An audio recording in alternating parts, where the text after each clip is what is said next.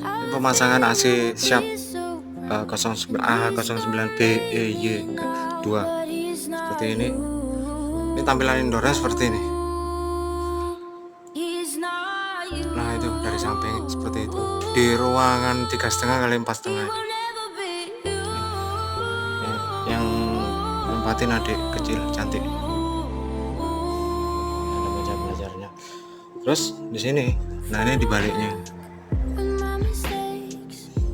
Kita tadi kerjanya nginjek itu deh kita tadi. Ini atap PVC di lantai 2. Speknya itu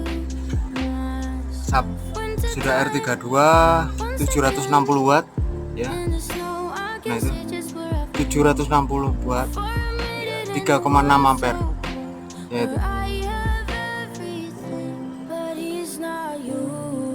Instalasinya begitu aja.